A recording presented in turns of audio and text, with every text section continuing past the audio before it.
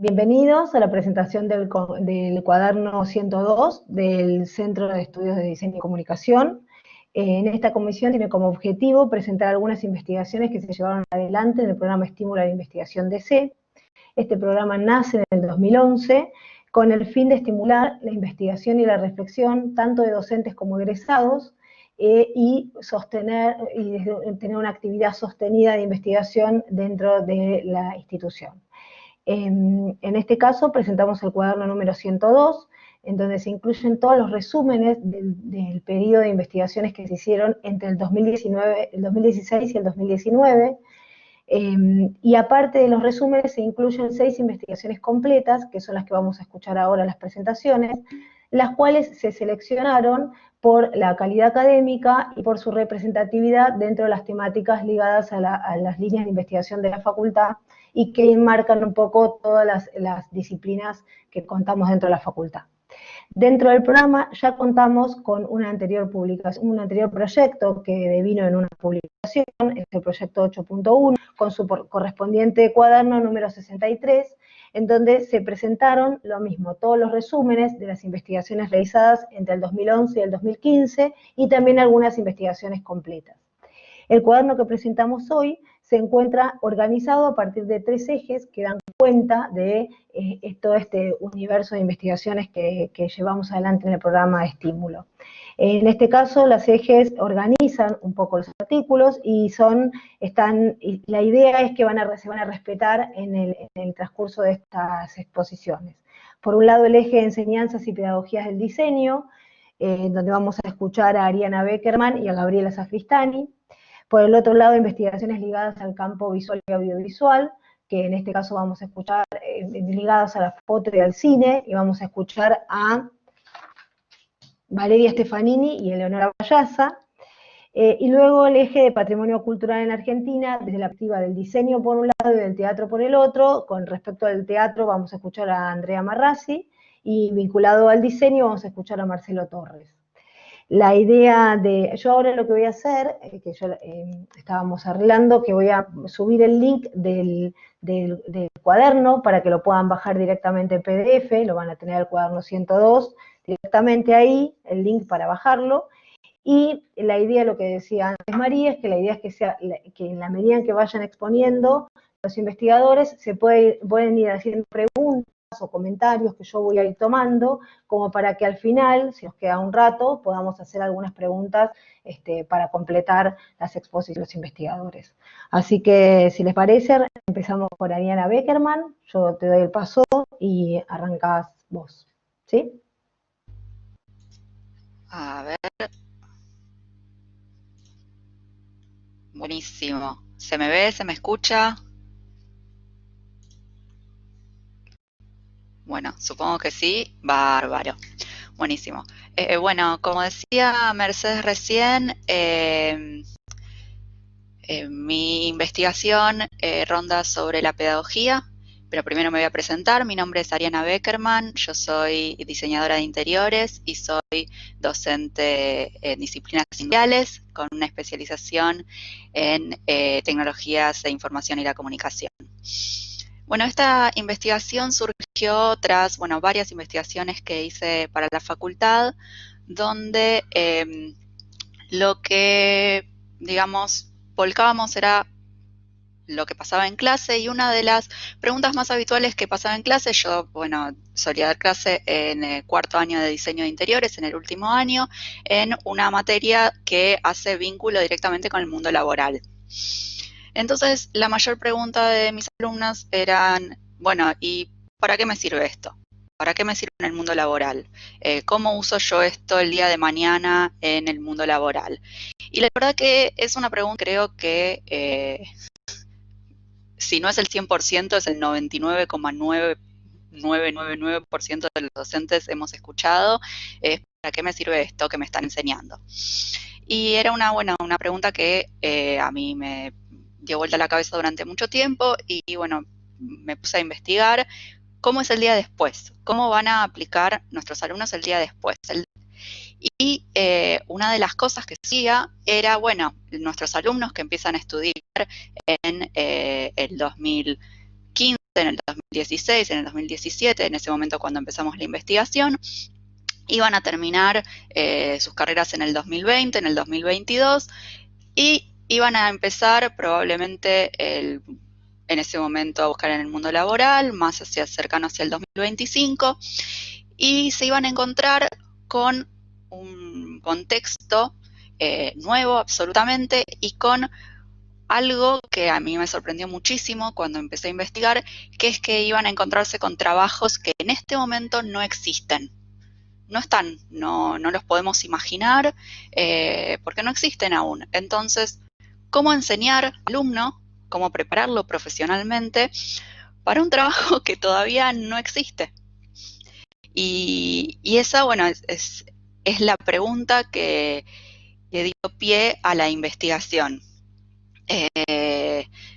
La investigación comenzó viendo, bueno, qué se hace en el mundo en este momento. Si obviamente yo no era la única docente que me estaba planteando esta pregunta, grandes organizaciones, grandes ONGs, empresas, instituciones educativas estaban planteando lo mismo, entre ellas, por ejemplo, Microsoft Education.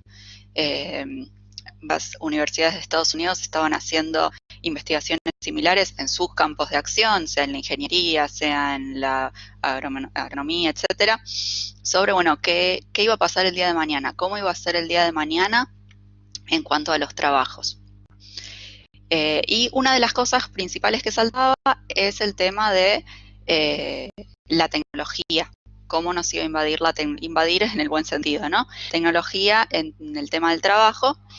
Y bueno, yo empecé a plantearme cómo iba a interferir esto en el diseño de interiores y en la enseñanza del diseño de interiores como disciplina.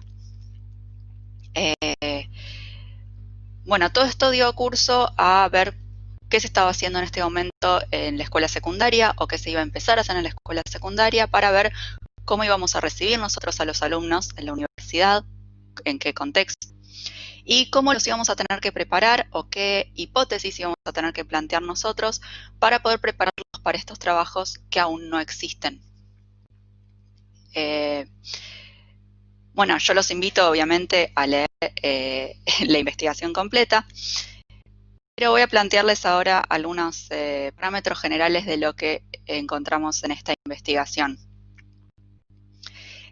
Lo que encontramos es que hay ciertos motores de cambio, ciertas cuestiones que no se olviden que esta investigación terminó antes de la pandemia. Les diría que hoy por hoy con todo esto que nos está sucediendo, esto que yo planteaba para el 2025 creo que se adelantó muchísimo. Creo que nos lo tenemos que plantear para bastante antes. Si el título planteaba para los trabajos del 2025, yo creo que hoy por hoy es para los trabajos del 2021, porque todo esto ha hecho que los motores de cambio y que el contexto de cambio se acelerara profundamente. Bueno, los motores de cambio son, digamos, pequeños no, son grandes agentes que se encuentran en la sociedad y que promueven, como lo dice el nombre, un cambio social. Uno de los motores de cambio que se encontraron es la longevidad y el aumento de la población. Esto en el diseño de interiores lo vemos mucho, sobre todo en el diseño residencial y en el gerontodiseño. Y bueno, cómo plantear esta longevidad a través del diseño, cómo enseñarla, cómo explicarla para diseñar para una población que va a vivir mucho más y que va a vivir mucho más de forma sana y de forma cómoda.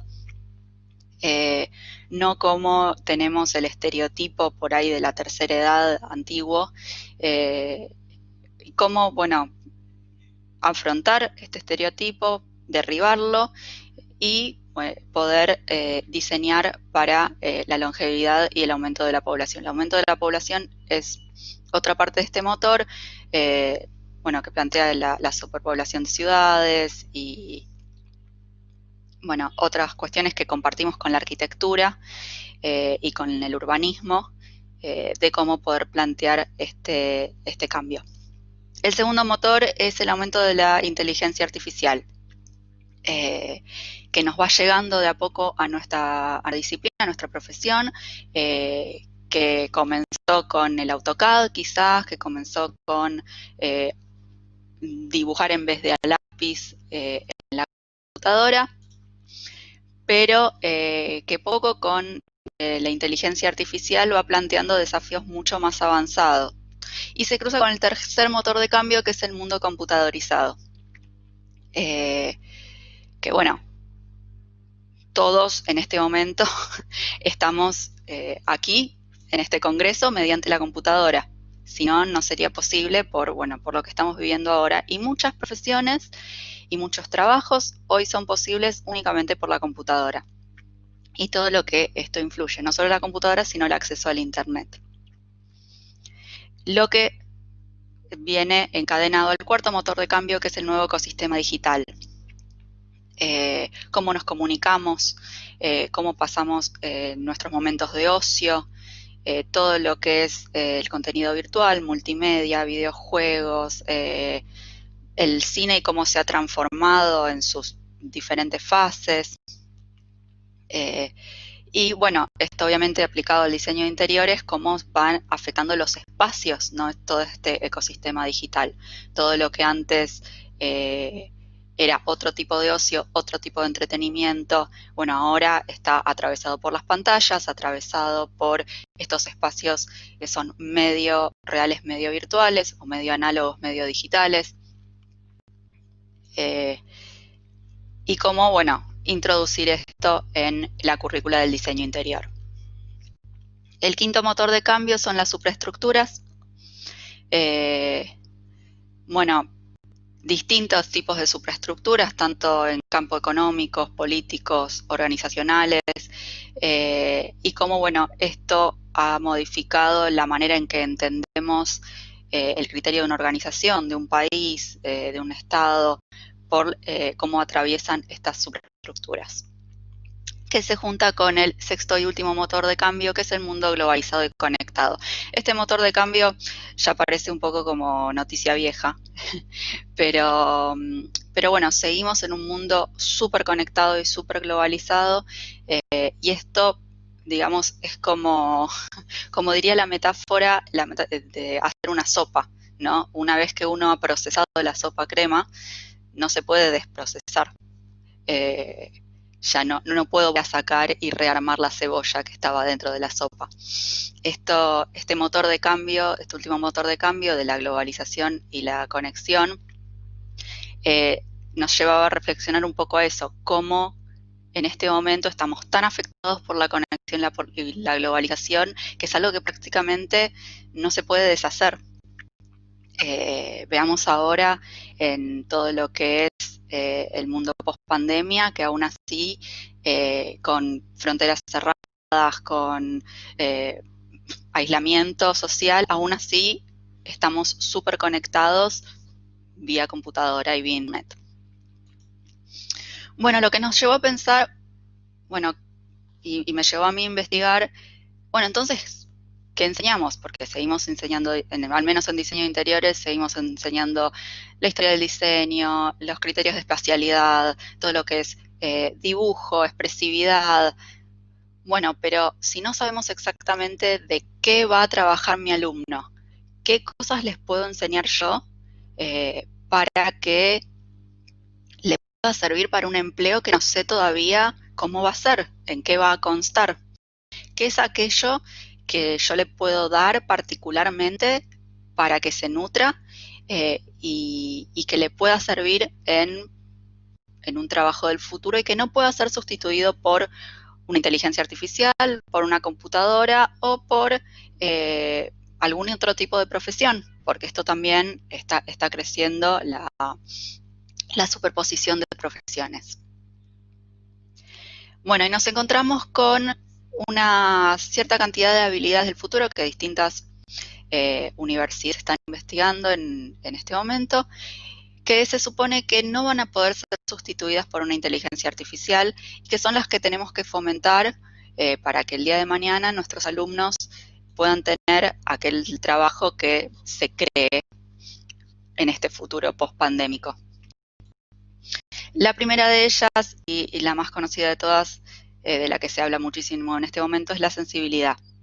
La sensibilidad, en el sentido más profundo, la habilidad que tiene el ser humano para sentir, para expresar y para leer situaciones a través de su sensibilidad, cosa que, perfecto, me quedan 3 minutos, excelente, cosa que no la tiene una máquina, ¿no? Entonces, nuestra sensibilidad para analizar información no la tiene una máquina, entonces, bueno, esta sensibilidad nos va a permitir conseguir trabajos que una máquina no lo va a poder hacer. Lo mismo con la inteligencia social, ¿no? Poder percibir las interacciones sociales, cómo actúan, adaptarnos, este es el tercer camino, la adaptación y la innovación. Los seres humanos tenemos la capacidad de adaptarnos constantemente. Las competencias multiculturales, en este momento, por todo lo que es la globalización, estamos trabajando con alguien de otro país, alguien de mi misma empresa, pero por ahí con una sede en otra ciudad. Y poder tener esta habilidad y entender lo que está pasando en otras culturas en este momento con quien yo estoy trabajando. Una de las habilidades muy importantes también es el pensamiento informático. Saber que yo voy a terminar trabajando con una computadora y voy a terminar trabajando con algún tipo de inteligencia artificial. Poder entender cómo funcionan estas programaciones me va a ayudar a mí a poder desarrollar mejor mi trabajo. Entender los nuevos medios de comunicación que nos invaden, están todos alrededor nuestro. Entender la transdisciplinariedad, es decir, que vamos a poder tener que ver nuestro trabajo, en el caso nuestro del diseño de interior, a través de muchas ópticas, de muchas ramas distintas, de muchas profesiones. Por ejemplo, cómo se ve el diseño de interiores. Bueno, si yo estoy haciendo un hospital, en este caso pandémico, a través de la medicina, a través de la enfermería, no solo a través del paciente, a través de todas las disciplinas que conjugan lo que yo estoy haciendo. El pensamiento proyectual ya es inherente al diseño, por ende no lo voy a explicar.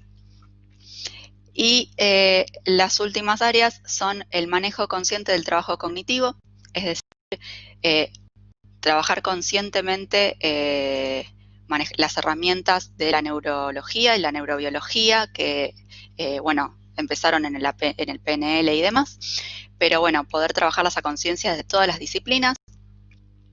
Y la colaboración virtual, que en este momento es lo que estamos haciendo.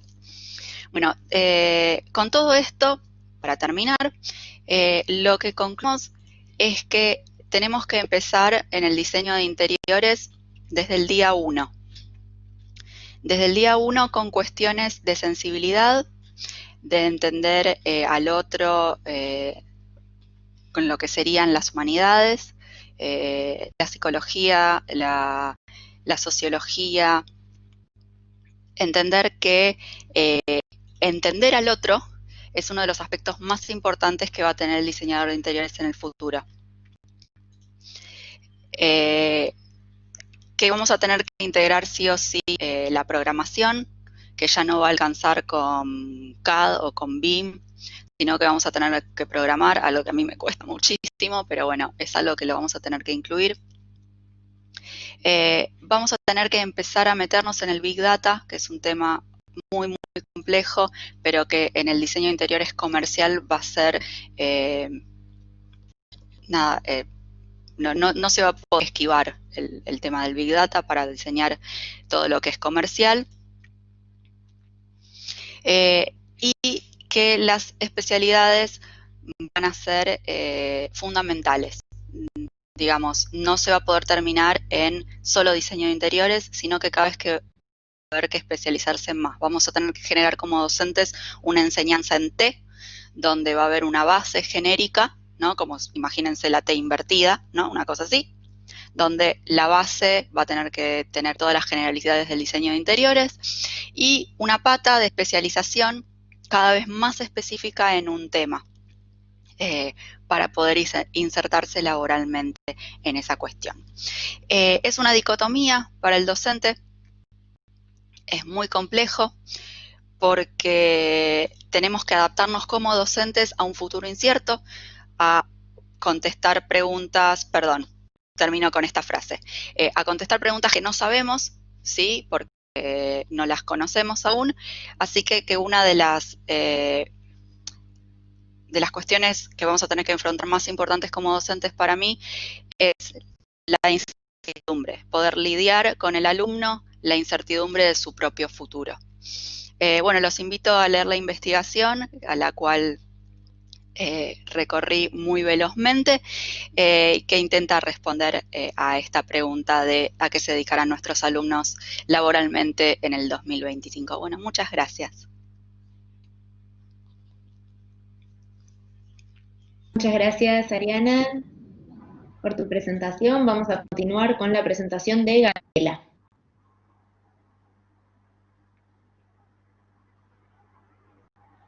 Hola, hola.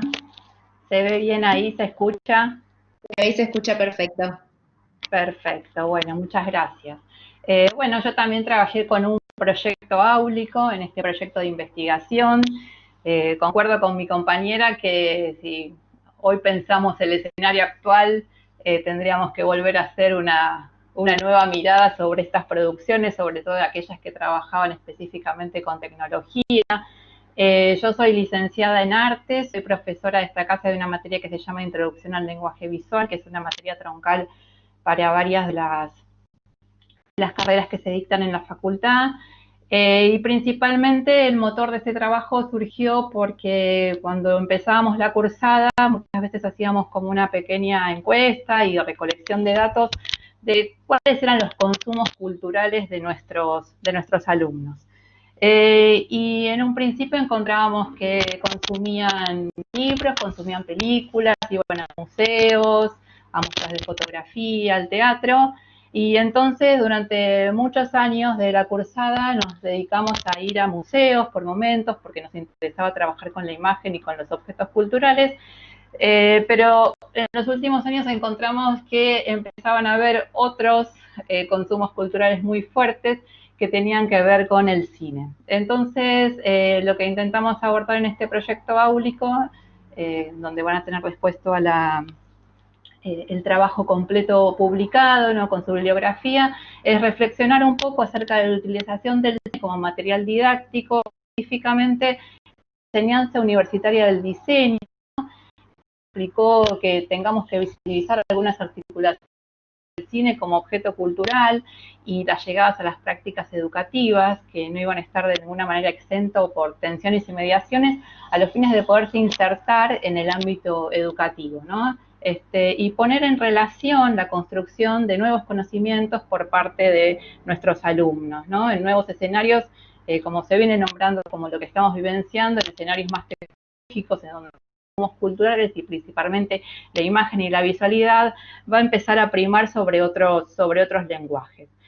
Nosotros tomamos para esto, bueno, algunos autores que nos ayudaron a pensar la relación con la imagen y con la visualidad, principalmente Inés Dassel, es una autora muy importante para pensar el rol y la función de la imagen desde el punto de vista de la pedagogía, ¿no? Lo que Dassel señala es que desde el surgimiento de la escuela moderna, y si hacemos nosotros también un recorrido, un flashback hacia atrás y pensamos en cómo nos han interpelado en la educación, desde la escuela moderna entonces las imágenes han estado presentes de una u otra forma en nuestra enseñanza, ¿no? Lo podemos tomar como símbolos religiosos, nacionales, las ilustraciones que se nos acercaban en nuestros libros y que daban cuentas de fenómenos naturales o sociales, pero también como formas de expresión, jugando como un papel importante en esta transmisión y apropiación de la cultura dentro de los ámbitos educativos. Lo que se ha visibilizado en los últimos años, impulsados por las nuevas tecnologías de la comunicación y la información, en relación al uso y la apropiación de las imágenes, que está atravesando de alguna manera hacer en las aulas. Esto resulta muy permeable en relación a lo que nuestros estudiantes consumen como objetos culturales, ¿no? Estas nuevas formas simbólicas, cada vez más subjetivas y complejas, ¿no? Permiten de alguna manera generar un nuevo corpus de sentido por parte de nuestros estudiantes, en donde hay un lenguaje audiovisual que empieza a primar y a interpelar nuestra propia práctica docente. Entonces, inmersos en esta cultura mediática en términos de Misroff, que señala esto de lo multiforme, lo ubicuo.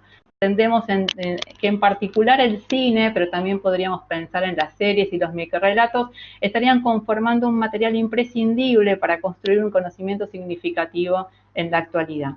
Quiere decir entonces que hicimos como un pasaje a un nuevo material pedagógico, ¿no? Esto que tomamos al cine como material didáctico en el aula, y empezamos a trabajar entonces a partir de la construcción de secuencias didácticas, tomando para la práctica en acción, para la práctica docente, este material para las clases de introducción al lenguaje visual. Como les dije, esta asignatura es troncal, tiene un proyecto que es un proyecto que participa de lo que es la gráfica Palermo, ¿sí? Pero en donde trabajamos principalmente a partir de secuencias didácticas que comenzaban a articular algunos materiales audiovisuales y también con la bibliografía.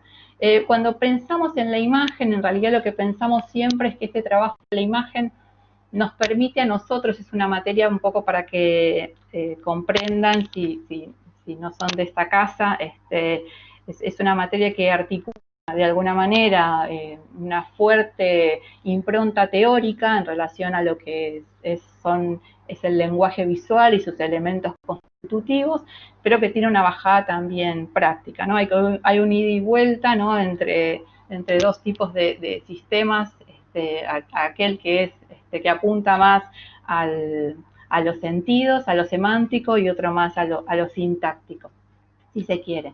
Entonces empezamos a pensar la imagen siempre como disparadora, ¿no? Esta posibilidad que nos da la imagen cuando la ponemos en clase, en uso y en circulación, que nos permite trabajar con nuestros estudiantes y partir de una curiosidad ingenua, ¿no?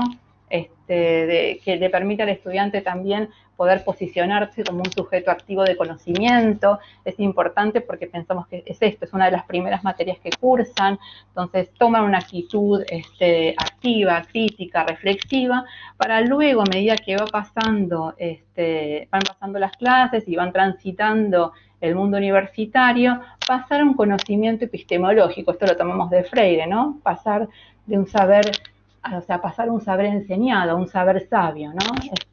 Entonces, lo que fuimos haciendo cuando construíamos esta investigación es, por un lado, servía también para pensar la propia práctica docente, ¿sí? Pero también lo que permitía era como construir dos escenarios, digamos, de investigación muy rizomáticos entre sí, ¿no? Por un lado, trabajar con la necesidad de construir un marco teórico válido para abordar el cine, ¿sí? Para que el cine no sea solamente una imagen más o meramente ilustrativo al servicio de fuentes escritas, ¿no? Sino como un fuerte motor de cambio y de acción dentro de ella.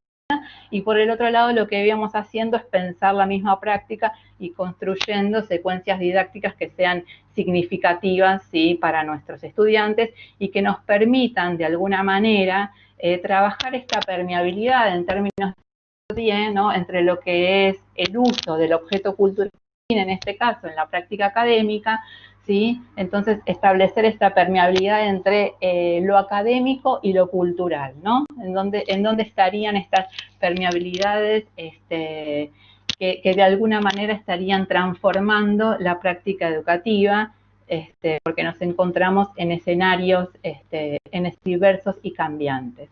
Entonces, lo primero que hicimos fue tomar esto, armar un estado de la cuestión, como ya les dije, armar un marco teórico fuerte, lo van a encontrar bien esto en la publicación, ¿sí? Tomamos algunos autores como Lipovetsky, Seroy, Guber, sobre todo para hablar de cuestiones que tienen que ver con la imagen, con la pantalla, con lo omnipresente, ¿sí? Con la civilización de la imagen en términos de Roman Guber, ¿sí? En que habitamos en esta sociedad en donde la imagen adquirió una centralidad inédita. Piensen que, bueno, ese trabajo se escribió hace un par de años y esto, como decía mi compañera, es algo que hoy se ha acelerado a pasos agigantados, ¿no? Entonces, estos modos de producción y de circulación de la imagen, que de alguna manera lo vemos en los productos culturales, también han permitido generar cambios sustanciales en las formaciones, formaciones académicas, ¿no? Y en los espacios también de expresión y consumo de esta imagen, del cine, ¿no? Pensemos en múltiples plataformas que hoy en día nos están permitiendo conectarnos, pero también consumir objetos culturales. Pienso en cine, pienso en teatro también, pienso en los museos que están tomando como una nueva perspectiva, y esto también ha modificado la escuela. Bueno, como les decía, por aquel entonces lo pensaba como una propuesta más chiquita y más transformadora al espacio áulico, y no pensaba, por lo que estamos atravesando hoy en educación, que todo se está dando a través de plataformas y de nuevas mediaciones. Entonces, estas transformaciones culturales, como les dije recién, no solamente modificaron al cine, sino que también lo que hicieron fueron modificar las instituciones educativas, ¿sí? Como principales instituciones de la modernidad, en donde esta transmisión, ¿sí?, del conocimiento tenía como base, de alguna manera, transmitir un conocimiento masivo de una cierta cultura legítima, ¿no? Esto también acá es interesante porque permite de alguna manera pensar y rever, ¿sí?, aquellas cuestiones que tienen que ver con la hegemonía también de determinados discursos, ¿sí? Y las nuevas tecnologías nos estarían permitiendo también hoy en día hacer que estos discursos de alguna manera más democráticos y más emergentes. De alguna manera, lo que les venía comentando, bueno, tomé a Edith Lidwin, a mí me interesó a partir de ella, principalmente porque trabajó mucho con el cine, sobre todo en educación a distancia, ¿sí? Bueno, es fundadora de lo que fue en la UBA, la educación a distancia, y como el cine, y lo que encontró era que en realidad el cine no ha sido como muy explotado, sí por ahí en la escuela, en media sobre todo, como les decía recién, por ahí ilustrando más el texto, o siendo CD, pero que todavía en la universidad ha sido como poco utilizado y poco explotado en cuanto al lenguaje, ¿sí? O sea, como el lenguaje a sí mismo. Por eso yo les señalaba anteriormente que nos había interesado, porque nosotros trabajamos específicamente a partir de los niveles de análisis, el sintáctico y el semántico, y en donde esto a través del cine estaba muy presente y lo podíamos poner muy en práctica. Nosotros trabajamos a partir de lo que denominamos aula taller, es una modalidad que venimos adoptando hace varios años, y lo que sí fue interesante es trabajar específicamente, ajustar mucho la planificación, ¿sí? Creo que fue uno de los mayores desafíos, era ajustar esta planificación a modo de ir construyendo como distintos nódulos, ¿sí? O tópicos, por así decirlo, para poder pensar cuáles eran los distintos contenidos y cómo los íbamos a ir desarrollando. Esto tiene mucho que ver también con la necesidad de que nuestros alumnos se acerquen no solamente a la cultura y sean protagonistas de su cultura, sino también en cómo se acercan a los textos y al material teórico. Por lo general nos encontramos en que a veces nos cuesta mucho que se pueda leer en la universidad, porque es un proceso más complejo, distinto, eso lo trabaja Carlino, es un proceso distinto al de leer en otros niveles, ¿sí?, de tu proceso de enseñanza. En la universidad empieza a ser un poco más complejo las lecturas que empiezan a abordar, entonces íbamos armando como distintos corpus, tanto de imágenes, atravesados sobre todo por películas. Esto fue todo un recorrido en un cuatrimestre de distintas películas que iban entretejiendo y articulando contenidos, objetivos, ¿sí?, material teórico, pero siempre trabajando a partir de distintas que fueron articulando nuestra práctica durante la cursada. Fue muy importante pensar en el grupo, ¿sí? Esta encuesta que les digo que siempre hace parte un poco de entender cuáles son las necesidades y los consumos culturales y los gustos, tomamos algunos de ellos y pensamos un corpus de películas para desarrollar durante el año, entendiendo que había algunas de estas modalidades que se podían ir desarrollando, ¿sí?, on demand, que si bien es un concepto que no proviene específicamente del campo de la educación, es un concepto que, bueno, que es altamente aplicable, ¿no? ¿Cuáles son aquellas cosas que no es necesario que las haga en el mismo momento en que estoy en el aula, sino que la puedo ir haciendo a lo largo de la semana? Entonces, partimos, como ya les dije, del cine como objeto cultural, y entonces fuimos tomando distintas instancias de transposición de ideas sin perder lo que es una vigilancia epistemológica, ¿sí? Entendiendo que si bien el cine ocupaba un lugar central, no estábamos de verdad, sino que todo lo contrario, lo que estábamos haciendo es trabajar con el lenguaje, ¿sí?, visual y audiovisual, y luego esto había que después transponerlo a una pieza gráfica que es la que iban a desarrollar nuestros alumnos. Por eso la idea de esta transposición tenía más que nada que ver con partir de un objeto del saber, ¿sí?, a un objeto a enseñar, o sea, un objeto que era un objeto cultural, que es este objeto de saber, a un objeto a enseñar con estas continuas instancias de transposición para convertirse finalmente en un objeto que ha sido enseñado, apropiado y resignificado.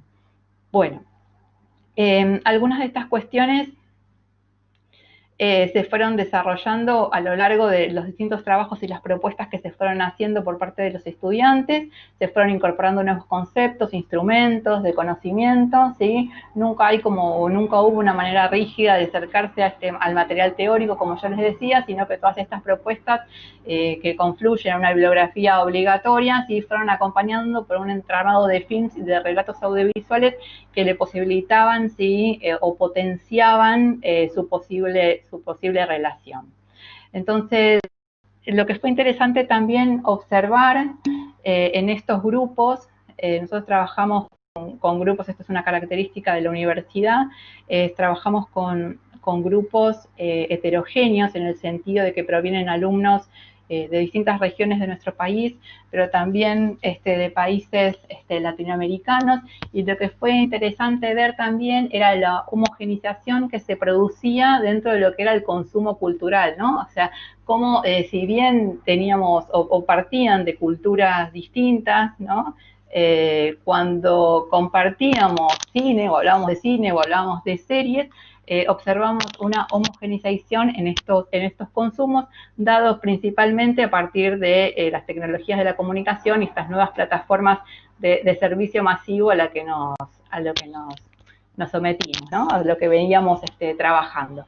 Entonces, otra de las cuestiones importantes que pudimos tomar en consideración a partir de este trabajo fue el rol del docente, ¿no?, una nueva reconfiguración de los roles docentes. Esto ya lo veníamos trabajando en el aula, pero entender entonces el rol docente desde un rol tal vez más horizontal, ¿no?, como un curador de contenidos dentro de lo que es el aula taller, dando apertura también a nuevos caminos, tendiendo puentes o tendiendo a buscar nuevas experiencias a partir de un objeto cultural que aparte es un objeto cultural compartido, ¿no? O sea, lo interesante cuando uno trabaja con objetos culturales es que si nosotros tenemos esta metáfora a veces del docente como jarra y el alumno como vaso, ¿no?, esta metáfora tan errada, cuando trabajamos con objetos culturales en donde la apreciación es distinta claramente y el consumo es distinto,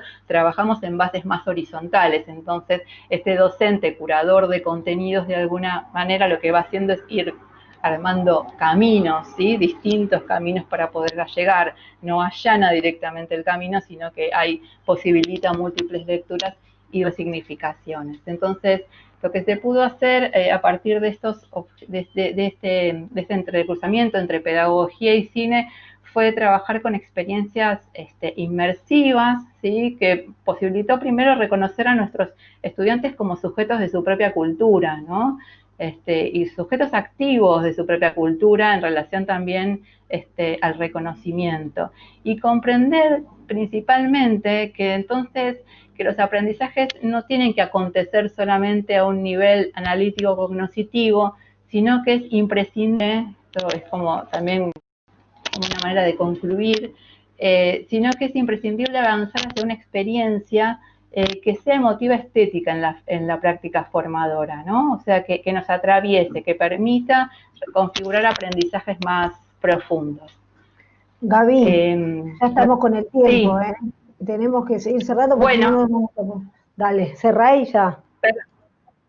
Perfecto, ya estaban. Me quedaba nada más que nada más hablar de los alumnos, pero en realidad cuando hablamos esto de prácticas más significativas, estamos hablando de un rol más profundo en cuanto a nuestros alumnos, que apropiarse del conocimiento, pero también lo que resulta interesante es que modifica también el rol de la universidad, en el sentido de que se exceden algunas formas hegemónicas de ejercer la práctica, ¿sí?, centrada en estos saberes académicos y que permiten ser más permeables, ¿sí?, a la cultura de su tiempo.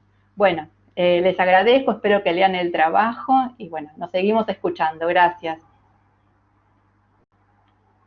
Muchas gracias, Gabriela, por tu exposición. Aprovecho para recordarle a los participantes que pueden ir dejando preguntas en el chat grupal, así las retomamos en el cierre de la comisión. Ahora vamos a seguir con la presentación de Valeria. Valeria, ¿estás por ahí? ¿Querés activar cámara y micrófono? Acá estoy. Perfecto. Ahí, ¿me escuchan? Escuchamos y te vemos bien. Perfecto, fabuloso.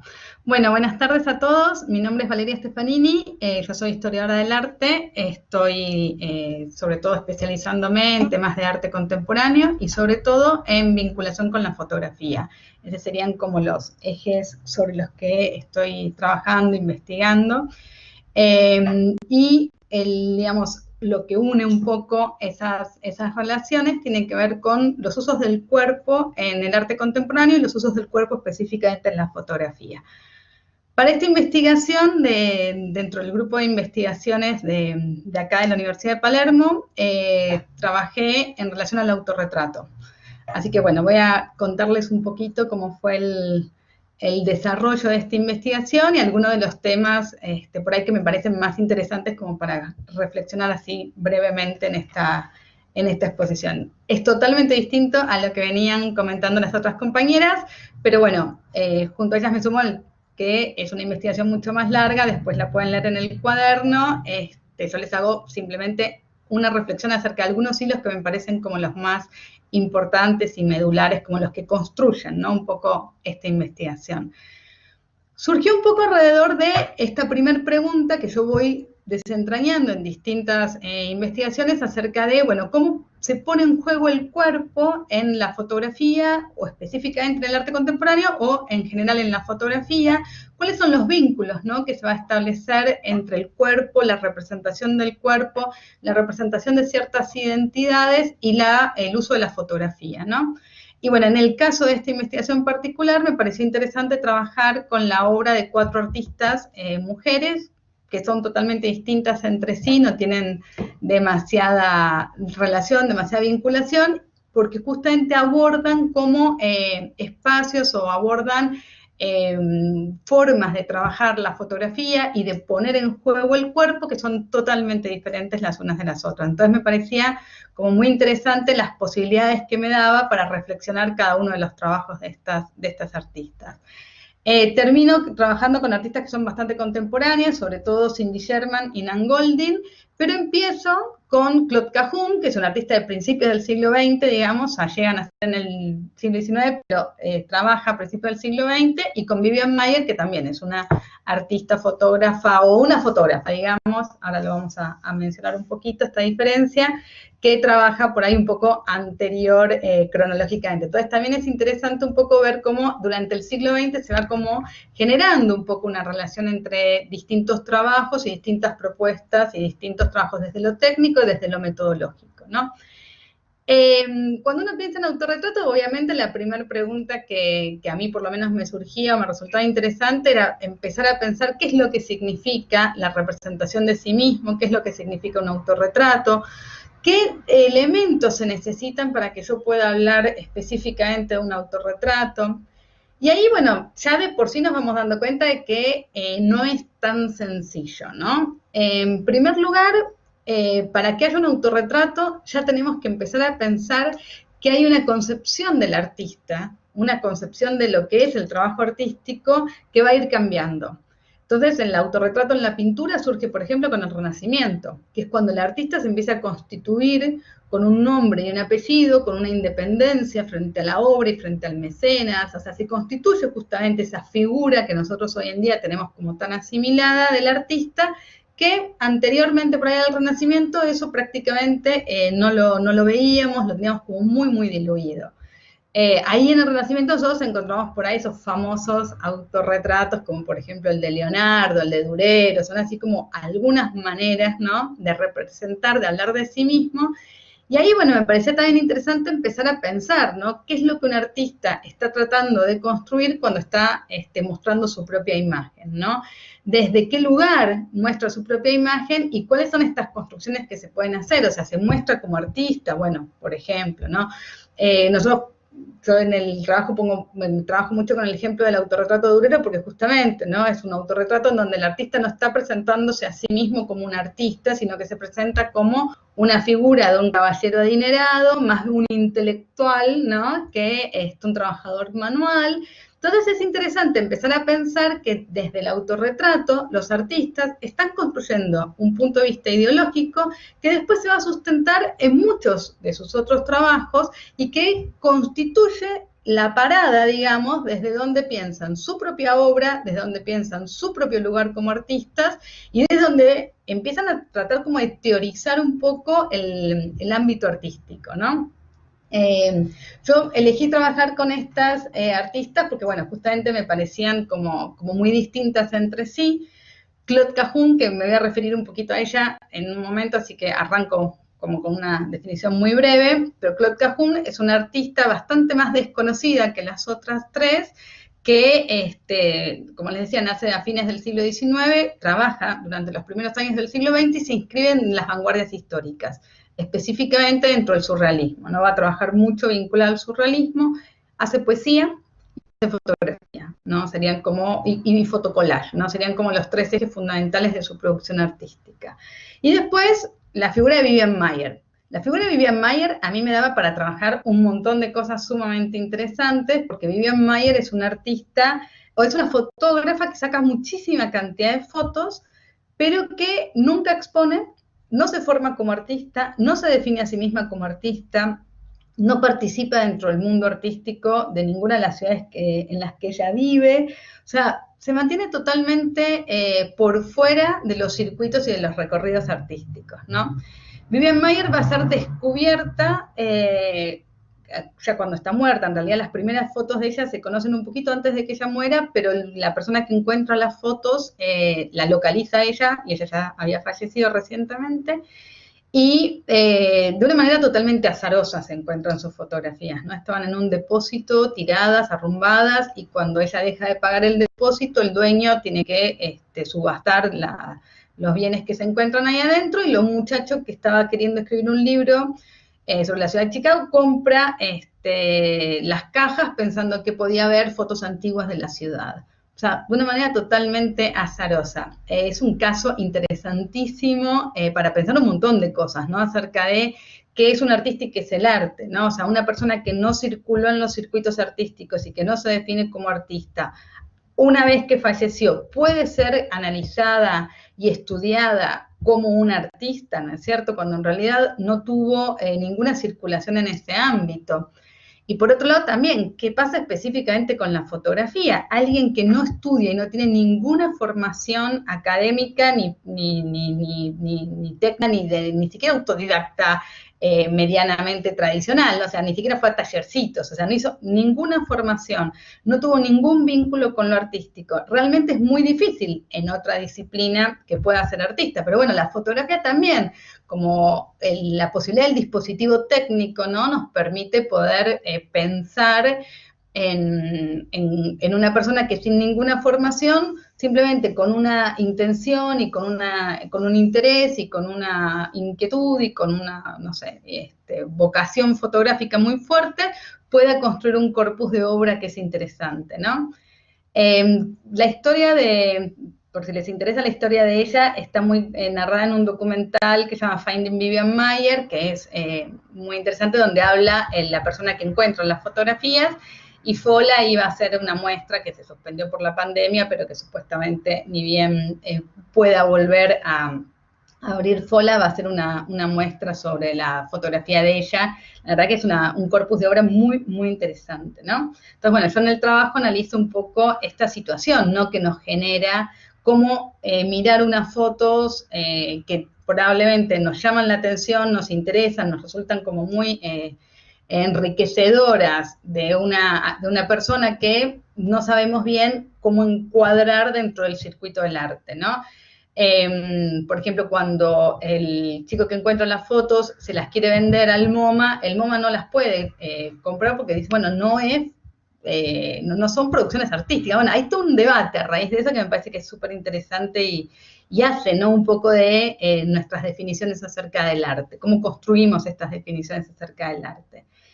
Y después las por ahí dos más conocidas, que serían Cindy Sherman, que trabaja mucho justamente usando la fotografía como una manera de pensar en la construcción de la identidad, en la construcción del cuerpo y en los modos en los que se exhibe el cuerpo, y construye, bueno, todo un corpus de obras imitando fotografías publicitarias y cuadros de distintos periodos de la historia del arte y fotografías publicitarias de distintas marcas, ¿no?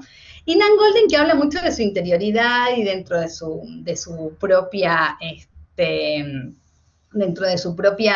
circulación en la escena artística, ¿no? Entonces, bueno, me parecía que eran como muy interesantes los trabajos para empezar a pensar un poco en función de esto que Bárbara Kruger plantea, ¿no?, el cuerpo como un campo de batalla, ¿no? Cómo estas artistas ponen y usan su propio cuerpo y su propia imagen para plantear cuestiones que son muy complejas, muy profundas, y que hacen un poco a nuestra reflexión acerca de los bienes culturales, porque metemos publicidad, estamos metiendo literatura, estamos metiendo un montón de cosas, o sea, no estamos solamente pensando en fotografía, ¿no? O sea, cómo se construye un poco nuestra idea de los bienes culturales y de esta circulación, cómo construimos los espacios de exhibición de arte, cómo construimos nuestras propias definiciones de arte y de artista, ¿no? Y para cerrar, que ya Mercedes me está diciendo, simplemente una mención a Claude Cahun, que me parece que es como una artista también muy interesante y por ahí la menos conocida, ¿no? Ella no solo trabaja el autorretrato en la reflexión de este inicio de probablemente las primeras abordajes de las fotos modernas, ¿no? Sino que también hay toda una puesta en escena de discursos que son, o sea, si bien han pasado 100 años, son sumamente importantes para nosotros y sumamente contemporáneos. Claude Cahun hace todo justamente una reflexión acerca del género a través de la fotografía y a través del uso de su propio cuerpo, un cuerpo muy andrógino, es más, ya nace con un nombre femenino y se lo cambia a Claude Cahun, que es un nombre que en francés es no es ni femenino ni masculino, puede ser usado tanto por hombres como mujeres. Entonces hace como de la ambigüedad toda una definición, ¿no? Entonces es muy interesante ver el corpus de obra de ella, ver cómo ella trabaja el cuerpo y sobre todo empezar a pensar, ¿no es cierto?, cómo han sido tenidas en cuenta estas fotografías en los círculos artísticos, qué capacidad han tenido de llegar y de circular dentro de los círculos artísticos, porque la verdad es que de las 4, probablemente la obra de Cindy Sherman es la que más institucionalizada está, la de Claude Cahun y la de Vivian Maier quedan como totalmente por fuera de los ámbitos de exposiciones, y la de Nan Goldin siempre se encuentra así como en estas problemáticas, ¿no? Entonces me parecía también interesante pensar, bueno, cómo las artistas hablando sobre sí mismas y haciendo toda una puesta en escena, ¿no?, del yo a través de las fotografías, iban cuestionando y poniendo como en juego ciertos conceptos acerca del arte, de la fotografía, del cuerpo, del género y de un montón de cosas que en estos 100 años para nosotros siguen siendo importantes y siguen siendo muy interesantes. Así que bueno, la investigación obviamente es como mucho más, ahonda mucho más en detalles, pero es un poco la idea general de lo que estuve trabajando. Muchísimas gracias, Valeria, muy interesante tu presentación. Vamos a continuar con Eleonora y seguramente en el final retomemos con algunas preguntas. Fabuloso, gracias.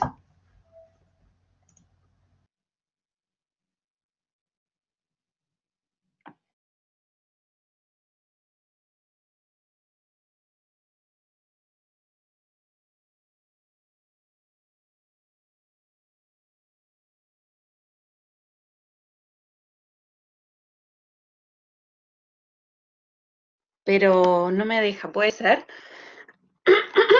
Ahora sí, ¿no? Ahora te escucha, no escuché que dijiste al comienzo, discúlpame. No, que no podía compartir video, pero me parece que ahora estoy compartiendo. Y ahora te ves y te Bueno, escuchas perfecta. bárbaro, gracias. Bueno, gracias a todos y a todas por estar acá escuchando del otro lado, aunque sea de forma virtual en este congreso tan particular. En mi caso, más parecido a lo que presentó Vale recientemente, cine, al cine argentino puntualmente, más como objeto de estudio y no tanto como mencionaron las compañeras anteriores, en relación a parte de una estrategia o de metodología de enseñanza, ¿no? Yo las últimas investigaciones que vengo trabajando y que de hecho el jueves en otro cuaderno de investigación que se va a presentar, en realidad son diferentes aspectos de un tema que yo estoy trabajando en un doctorado en artes en la UNTREF, que tiene que ver con el cine experimental, y este era un tema que me resultaba interesante, pero como que quedó un poco acotado a esta investigación que hice durante todo un año, digamos, pero que claramente es como una primera parte de algo que necesita un mayor desarrollo. Por lo tanto, es una temática que me interesa, pero bueno, quedó ahí como un planteo. Yo lo que hice ahora un poquito fue como, es un texto del 2016 aproximadamente, creo que lo hice entre el 2016, principios del 2017, estuve ahí como para guiarme, digamos, edité un poquito, pero bueno, obviamente yo les voy a ir contando a medida que leo los puntos más importantes, algunas reflexiones que fueron surgiendo. Bueno, el título es El cine infantil argentino, reflexiones acerca de la historia y tendencias del cine infantil argentino, en el que básicamente, perdón, se investigó sobre la historia y las tendencias, disculpen, estoy medio mal, del cine infantil en Argentina. Se toma el concepto o categoría de infantil no simplemente, digamos, limitándonos a la primera infancia, sino también al sector de la sociedad que abarca lo comúnmente denominado infanto-juvenil, ¿no? Para este trabajo fue central partir de investigaciones previas que estuvieron realizando durante varios años la Asociación de Productores de Cine para la Infancia, APSI, que culminó, digamos, en un libro que se llama La historia del cine infantil en la Argentina, sobre el cual se elaboró, digamos, gran parte del marco teórico y estructura de la presente investigación, ¿sí? Para esto yo tomé 4 films a partir de 2 recortes. Por un lado, el cine infantil, cuyo destinatario principal es el público infanto-juvenil, ¿no? Los films seleccionados para esto fueron Upa en Apuros, una película animada de 1942 de Dante Quinterno, y Manuelita, otra película animada de 1999 de Manuel García Ferré. Por otro lado, digamos, esto como 2 películas cuyo destinatario principal, como decíamos, es un público infanto-juvenil, ¿sí? Y por otro lado, un cine infantil, pero desde el punto de vista de los protagonistas de estas películas, en donde niños y niñas jóvenes son los protagonistas, pero cuyo destinatario de estos films es un público adulto, digamos, ¿no? Para esto, los films seleccionados fueron Crónica de un niño solo, de 1965, de Leonardo Fabio, y La Niña Santa, del 2004, de Lucrecia Martel. La selección de estos films se basa básicamente en un recorte conceptual por pertenecer a momentos muy disímiles, ¿no? No solo de la cinematografía argentina, sino también del contexto sociopolítico del país.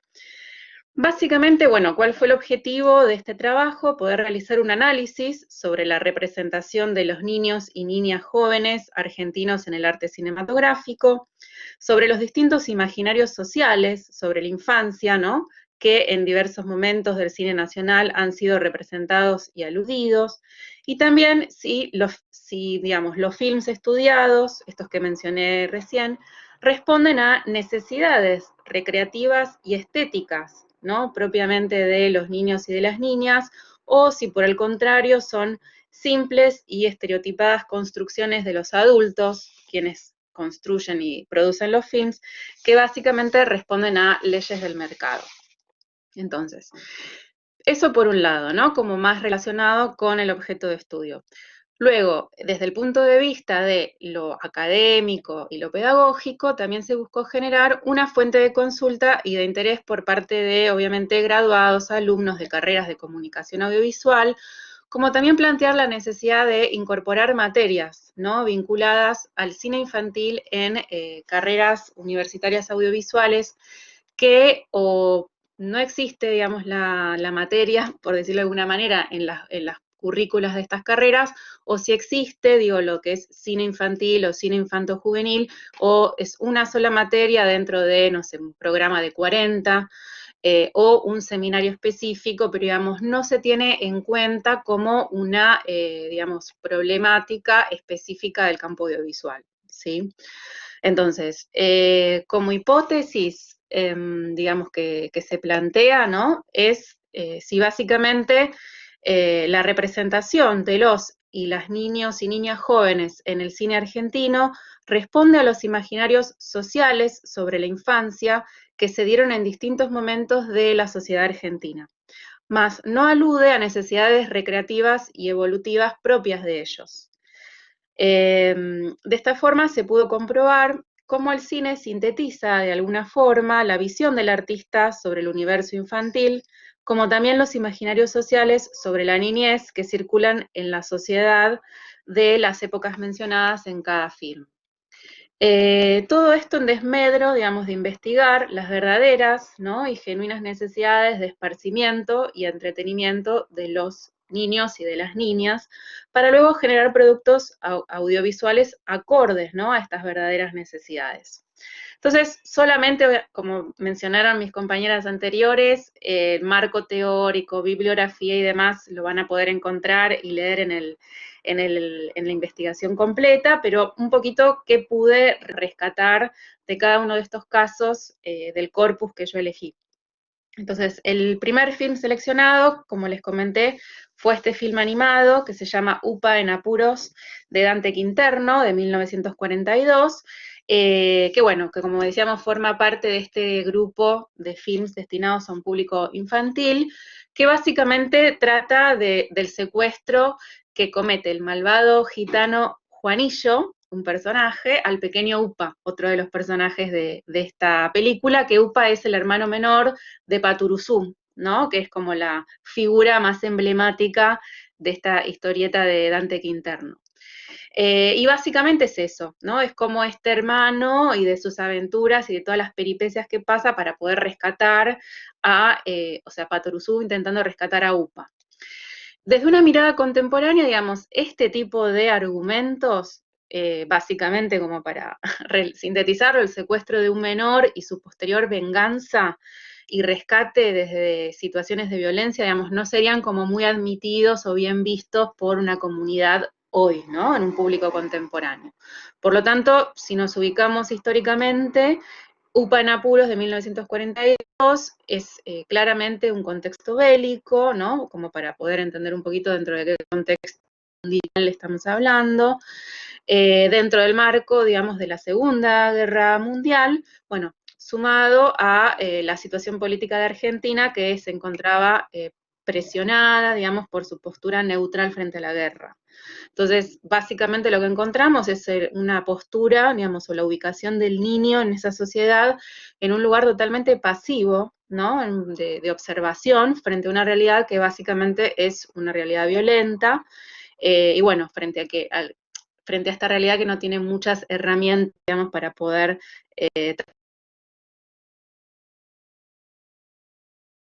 por decirlo de alguna manera. El segundo film, ¿sí? De este corpus, que también está destinado al público infantil y también es de animación, es Manuelita, de 1999, de Manuel García Ferré. Y en este caso el modelo de niño o niña joven, mejor dicho, que se replica, es el modelo, digamos, canónico, por decirlo de alguna manera, en el que la unidad familiar, la meta máxima del personaje femenino, se completa cuando digamos, este personaje encuentra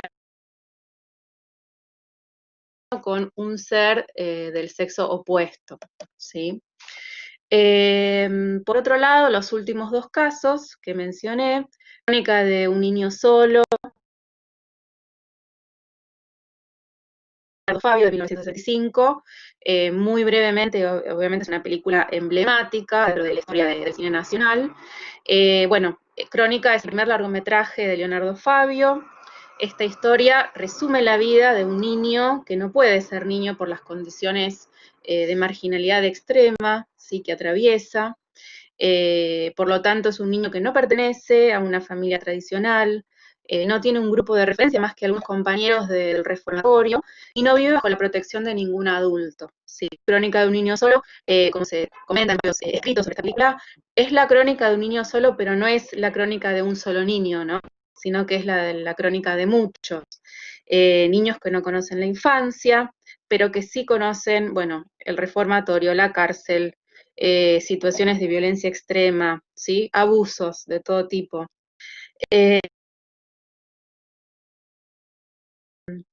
Por eso, de alguna manera, Crónica de un niño solo tiene muchos elementos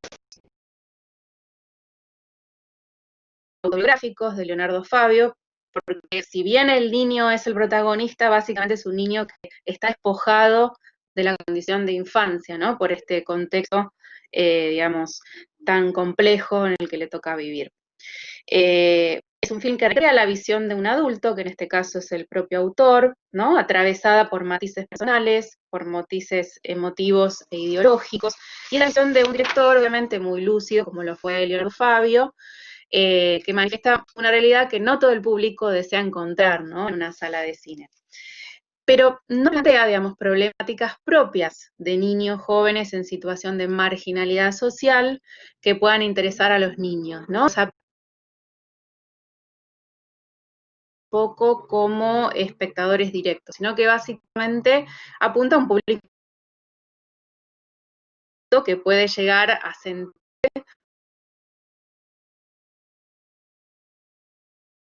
algún tipo de empatía, digamos, con el director. Y por otro lado, no sé si se está escuchando bien. Sí, Eleonora, disculpame la interrupción, pero tendrías que ir cerrando. Ya estamos en tiempo. Ah, bueno, perfecto. Sí, esta es lo bárbaro. Sí, esta es lo último que iba a decir. La Niña Santa es una película de Lucrecia Martel,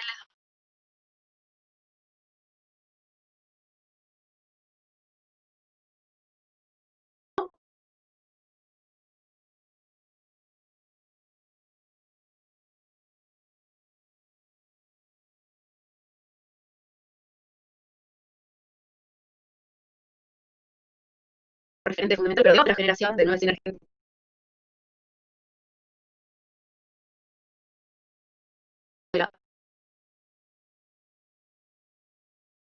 que de alguna forma, como decimos, refuerza la hipótesis, ¿no? Porque tanto en Crónica de un niño solo, de Leonardo Fabio, como La Niña Santa, la representación de los niños jóvenes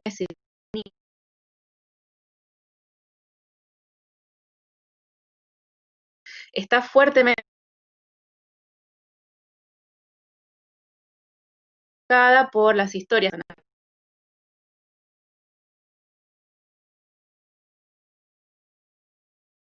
directores, pero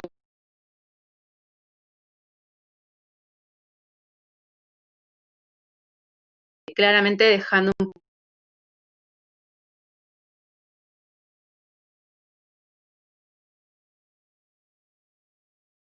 lado esto que decía,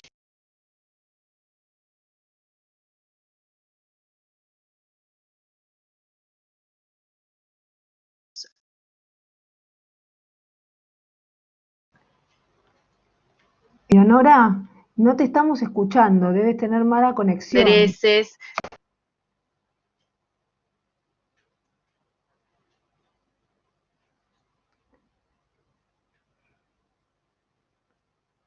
¿Nos escuchás vos? Porque se va la voz.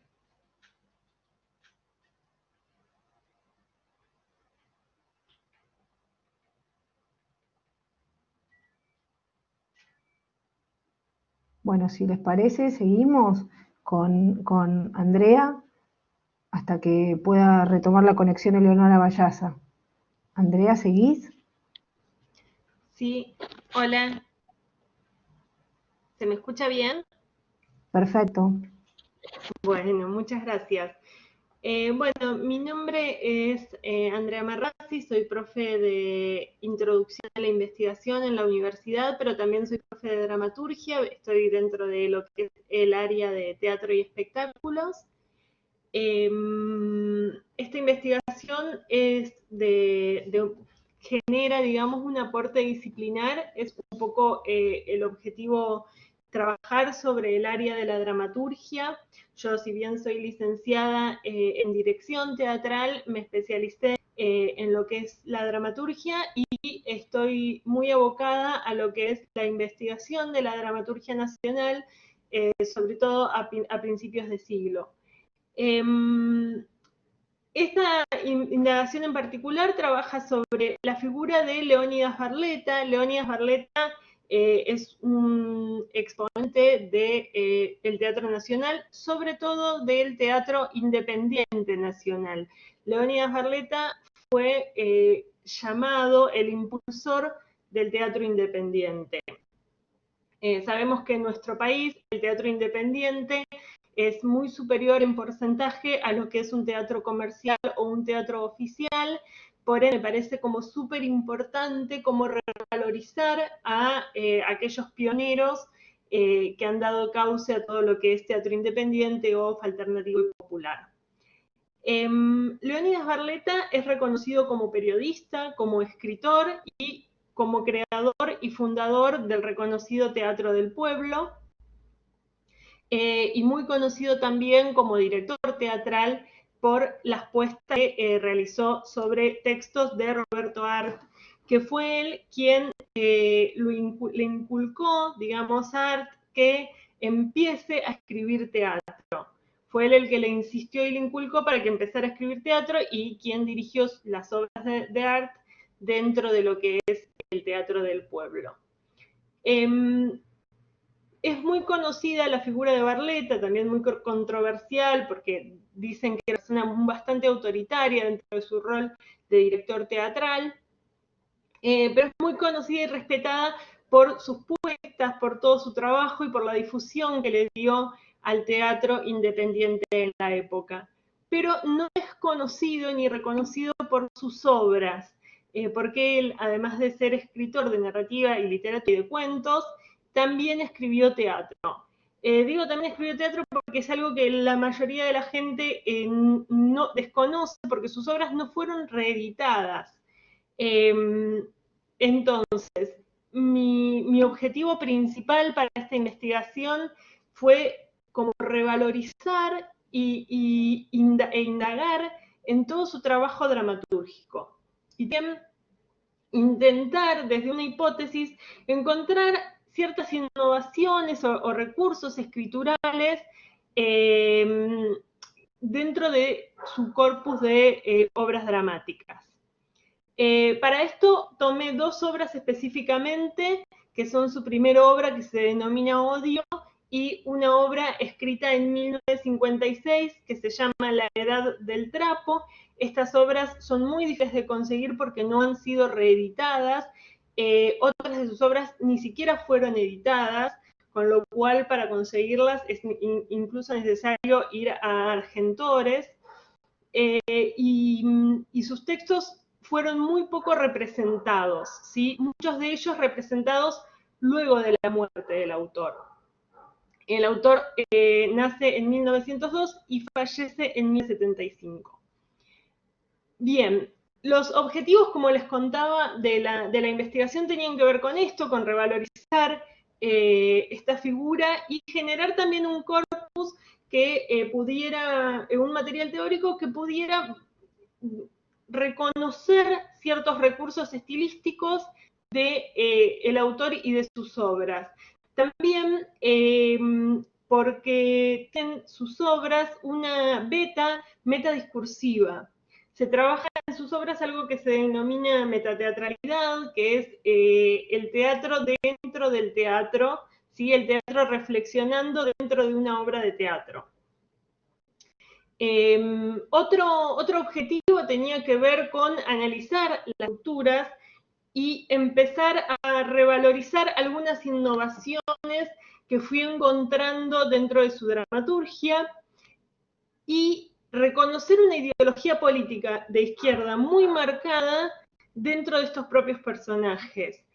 Entonces, me propuse trabajar con estas dos obras, también para reconocer como hipótesis a esta figura como un posible ícono dentro de la dramaturgia previa a la dictadura, ¿sí? Él fallece en 1975 y toda su dramaturgia es previa, con lo cual reconocerlo reconocería también una figura nacional previa a la dictadura que me parecía muy importante destacar. Bueno, todo lo que es estado de la cuestión, estado del arte y marco teórico, mi compañera Leonora lo van a encontrar y lo pueden reconocer dentro de la investigación. Lo que sí me gustaría destacar es que yo conseguí un montón de material en cuanto a la bibliografía de este dramaturgo, pero muy poco acerca de sus textos dramáticos. Con lo cual, el único acercamiento a una investigación analítica acerca de alguna de sus obras de teatro solo estaba relacionada a una de las publicaciones de la Edad del Trapo, en donde el investigador Luis Ordaz había realizado cierto ensayo propio de esta obra y su análisis. Por otro lado, hay mucho material sobre el teatro del pueblo y sobre el teatro independiente de esta época y de cómo empieza esta producción teatral a hacerse eco. Bien, algo que quiero decir también es que otra cosa que encontré fueron los manuales y analicé los manuales del actor y del director, que eran unos manuales que escribió Barletta que tampoco son reconocidos porque tienen de alguna manera poca validez en el actor de hoy en día o en las puestas en escenas en la actualidad, pero me parece también un material fundante de reconocer cómo era el método y el mecanismo de producción dentro del teatro independiente de ese momento. Bien, como les decía, analicé dos obras específicas que son La Edad del Trapo y Odio. La Edad del Trapo es de 25 años posterior que Odio y se ve un crecimiento muy grande de él como autor. Y se ve también como en La Edad del Trapo ya empiezan a aparecer inspiraciones europeas de estas textualidades que aparecen metateatrales, que aparecen y vienen directamente del teatro europeo. La Edad del Trapo tiene una estructura muy similar al melodrama, habla de una historia de un amor imposible, una pareja que no pueden estar juntos, pero lo abarca desde la representación de una obra de teatro. Es decir, ellos ensayan esa obra de teatro, que es la obra de teatro. Por eso decía esta idea del metadiscurso. Esto provoca dos cosas. Por un lado, reflexiona sobre lo que hablaría la obra de teatro, que tiene que ver con las clases sociales, y por el otro lado, reflexiona sobre el teatro de la época. El teatro de la época venía un poco a manifestarse en contradicción a un teatro previo establecido y legitimado. Entonces, este nuevo teatro popular tenía como otras dinámicas de producción. Sobre esto, reflexiona la obra y genera un paralelismo entre la estratificación de los roles del teatro y las clases sociales. Cómo se ven las clases dentro también de los roles teatrales. La Edad del Trapo se denomina así porque también hace una crítica acerca del prejuicio que genera en la sociedad la imagen. ¿Sí? Digo, es una obra muy profunda que tiene como muchas líneas temáticas y por momentos sí tiene algunos, como hoy podemos ver, errores en su estructura, por eso también es que se lo niega como un poco como dramaturgo, porque hay algunos errores en su estructura, pero son fundamentales y fundantes los aspectos innovadores que tiene la obra. Otra cosa que tiene la obra es un carácter bastante adoctrinador. Es una obra bastante didactista, pedagoga, siempre en función a dar luz, a dar voz a la ideología de este autor. Siempre con una mirada de ideología política de izquierda, con un mensaje al final de la obra en función a establecer algunos parámetros de los que el autor quería hablar. Tiene también intertextos relacionados a Gorki, con quien también comparte cierta ideología, e incluso intertextos clásicos, como pueden ser de Shakespeare, otros autores que también estaban siendo representados en la época.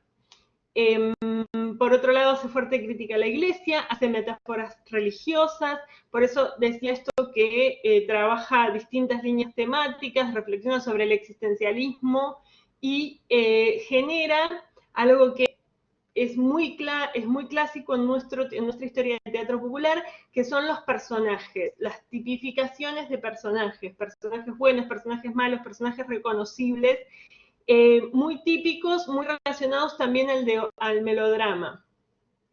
Esto con respecto a la Edad del Trapo, y por otro lado, este recurso metateatral es bastante original dentro de la dramaturgia de la época. Es un recurso del cual el autor se nutre, ¿sí?, en toda la obra. Es un recurso que está muy bien utilizado durante toda la obra, por eso lo destaco. Y también aparece como una especie de principio de algo que todavía no existe en ese momento, que es el teatro invisible. ¿Por qué? Porque dos espectadoras se levantan y cuestionan el lugar de la mujer en la sociedad, ¿sí? Cosa que no solamente habla de cierta idea de feminismo dentro de la obra, sino que además trabaja esto del teatro invisible. ¿Por qué? Porque las espectadoras que habían sido espectadoras, nadie sabía que eran actrices hasta ese momento, digamos, y en ningún momento usa la obra para explicar que eran actrices. Con lo cual, ese recurso que después Boal va a llamar como teatro invisible, todavía no se había descubierto o todavía no se había trabajado.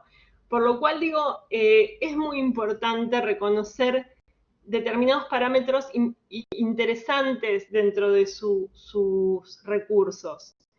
Por otro lado, la obra Odio, que está escrita, como les decía, 25 años antes, sí tiene bastantes limitaciones en cuanto a su estructura y en cuanto a cierta... tiene como momentos muy predecibles, pero trabaja muy bien todo lo que tiene que ver con la imagen, imágenes muy fuertes, con mucha conciencia social. Si bien la obra por momentos se vuelve, esto que les decía, un poco predecible y uno puede reconocer qué es lo que va a pasar, casi que se adelanta lo que va a pasar en el final, esto que podría ser un foco de pérdida de atención para el espectador, por eso la obra también él no la reconoce como dentro de un teatro de vanguardia, por más que tiene elementos vanguardistas.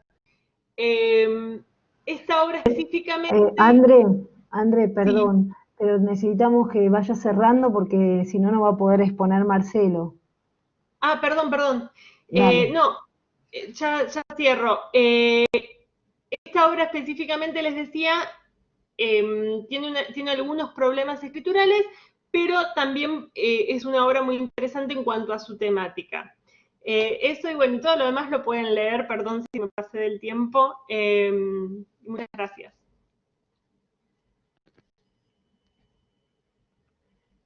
Muchas gracias a vos, Andrea. Continuamos con Marcelo.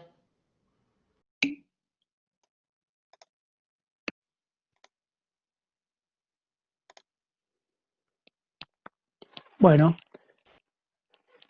hola, ¿qué tal? ¿Me escuchan todos bien ahí? Sí, perfecto. Perfecto, bueno. Bueno, en primer lugar, un agradecimiento por presentar esta investigación en Cuadernos. Y bueno, yo soy Marcelo Torres, docente también de la universidad. El tema que abordo en este caso es una especie de estado del arte, en el cual abordo algo interesante que es el diseño como gestión del patrimonio. Entonces abordo reflexiones discursivas y líneas de acción según una recolección bibliográfica entre el 2006 y 2017 en Argentina. Algo que también voy a pasar un pequeño chivo porque este es un estado del arte. Hay un caso de estudio que lo abordo también en el marco de investigación de la Universidad de Palermo en el primer día que se está dando en esta semana. En este caso, bueno, es más que nada como el estado del arte, ¿no? Y las preguntas que me planteaba en esta investigación es, bueno, ¿cuáles son estos conjuntos de enunciados del diseño que se aplican en los modelos de gestión y comunicación en un territorio? ¿Y qué políticas también se aplican en la gestión patrimonial? Otras preguntas también, ¿qué fundamentos teóricos y metodológicos circulan particularmente entre el diseño gráfico y la gestión del patrimonio cultural? Me parece interesante porque, como bien había comentado en la exposición Adriana, son trabajos que están en desarrollo, en vías de desarrollo. Entonces, me pareció que el diseño en esta cuestión que está trabajando con territorio, con una territorialidad, con la cultura y con una comunidad, bueno, son campos que se están abriendo hoy por hoy. Este trabajo, como bien decía antes, fue a través de una recolección bibliográfica y bueno, y observa el diseño, según Hebersheim, que es el diseño como que se basa en un conocimiento proyectual, pero como resultado del uso de estrategias para cumplir ciertos fines. Y comprende a su vez diversas dimensiones, por eso también abordo acá, dentro de las dimensiones que aborda Nob o Ledesma, en el producto objeto, es decir, en aspectos epistemológicos y en la planificación. En estos dos puntos, en las dos dimensiones, abordo el diseño gráfico y patrimonial del diseño. Después, el aspecto del proceso proyectual, bueno, ahí ya lo abordo, como bien decía, en un caso de estudio, y también pasó otro chivo, otro anuncio, el jueves de 10 a 12, también dentro de este marco de investigación, estoy abordando el aspecto más proyectual. Entonces, bueno, el análisis que fui abordando en todos estos, en esta recopilación bibliográfica, observo que es aplicable al diseño tres modelos básicos. Uno que es muy conocido, el modelo de diseño y planificación, lo utiliza, por ejemplo, el caso de Andrade, lo utiliza Barrandegui. Se utiliza mucho en gestión de diseño cuando uno aborda casos más iniciales y son evaluaciones de situaciones competitivas tanto internas como externas. los conocemos todos, son el típico, el uso de la matriz FODA, que tiene, bueno, etapas de diagnóstico, ver relaciones de estas variables, sus dimensiones en la comunicación, ver sus fortalezas, oportunidades, debilidades, amenazas, y bueno, y como evaluación es observar este control de las modificaciones sin alterar el plan, ¿no? Por eso este tipo de modelos se acerca más a modelos más premeditados, lo que yo llamo tras de escritorio. Porque después están los otros tipos de modelos. Son modelos que, si bien el anterior apela a un aspecto cultural de recurso económico dentro del patrimonio, los otros dos modelos son modelos más emergentes porque actúan con participación con la comunidad, es una participación social. El segundo modelo de estos que estoy mencionando es el cultural. Lo van a ver en los trabajos de Margolin, de Galán. Se emplea mucho cuando hay un consenso para hacer algún esfuerzo o reestructurar algún cambio dentro de un proyecto, ¿no? Es muy común que se estudie la historia de la comunidad, cuáles son sus patrones de conducta dentro de este colectivo social, porque nos permite saber los recursos y los mayores beneficios y de esta manera se promueve un consenso colectivo seleccionando los recursos culturales más prometedores, ¿no? Entonces, bueno, obviamente hay una especie de replanteo en forma conjunta, pero sin desviar la tradición cultural, en común acuerdo con la comunidad. Por eso, este tipo de gestión es muy comúnmente denominada gestión asociada, ¿no?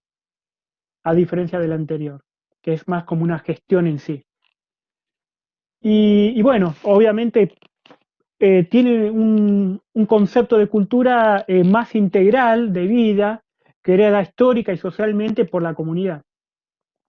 Y después, por último, dentro de estos dos que estamos hablando de modelos emergentes, está el de aprendizaje. Lo utiliza mucho el diseñador Senar. Van a ver que en sus proyectos de Manos del Delta están los trabajos de él. Se desarrolla generalmente cuando las personas aprenden lo necesario sobre una situación y experimentan en base a las medidas tomadas. Entonces van descubriendo sus virtudes, sus debilidades, empiezan a accionar, reflexionan sobre ese accionar, experimentan nuevamente y bueno, hasta ahí conservando un patrón que va funcionando dentro del proyecto. Realmente este tipo de modelo es una autogestión asistida. El diseñador es como que asiste más que interviene, ¿no? Es una intervención más asistida. Es un proceso, culturalmente podemos decir que observa una cultura como un proceso de construcción y de disputa por los significados, como diría Wright.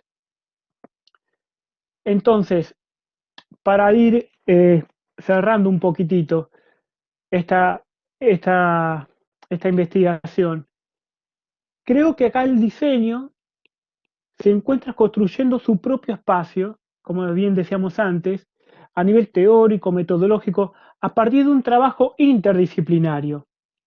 Hay un desplazamiento del rol del diseño de productor a gestor de proyectos. Trabaja con productos no industriales, en este caso en el que fui abordando, como bien decía antes, aborda la territorialidad, la cultura, la comunidad, y hay una actividad social que se trabaja por consenso y de modo participativo, en el cual el diseñador acompaña ese proceso. Entonces, y para ir terminando, el diseñador, o el diseño, mejor dicho, el diseño como gestor contribuye a identificar los problemas, a buscar soluciones creativas y a capacitar en el diseño de prototipos. Me parece que este camino que se está abriendo y que ya hace tiempo se está abordando, y en el caso de Argentina, a partir de la crisis del 2001, a través de la activación de sitios patrimoniales, bueno, empezó a darse un auge en el cual el diseño interviene cada vez más en interdisciplinario en estos proyectos, ¿no? Así que bueno, eso es un poco lo que van a encontrar en esta investigación que está ahí en Cuadernos. Muchísimas gracias.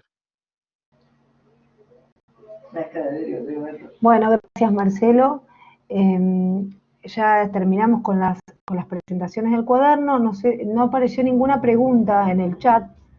No sé si alguien tiene alguna pregunta o algún comentario, porque igual estamos con muy poco tiempo.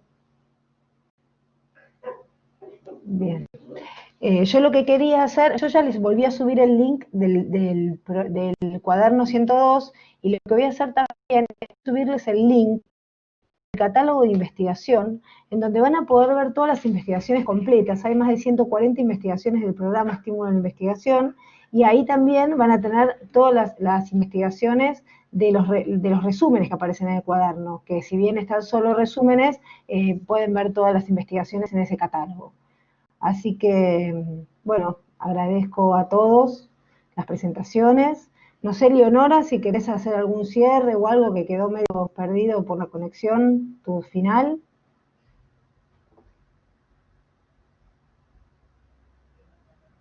Eleonora. Puede ser que no tengas conexión. O no puedo habilitar el micrófono. Bueno, no te preocupes. Bueno, entonces agradezco a todos y damos cierre a la comisión. Muchas gracias. Gracias, Muchas gracias, Mercedes Pombo, por la coordinación de esta comisión del Congreso, y también gracias a todos los expositores y las expositoras que nos acompañaron hoy. En el chat van a encontrar el link que compartió Mercedes para acceder al cuaderno, y también le agradezco a todos los participantes por estar presentes, por quedarse hasta el final de esta comisión, e invitarlos a la siguiente, que es Currícula, Estrategias Pedagógicas y Recursos Didácticos, que empieza a continuación. Lo último que les recuerdo es que todas las comisiones de esta semana quedan grabadas y van a estar subidas en nuestro sitio web a partir del mes de agosto. Muchísimas gracias.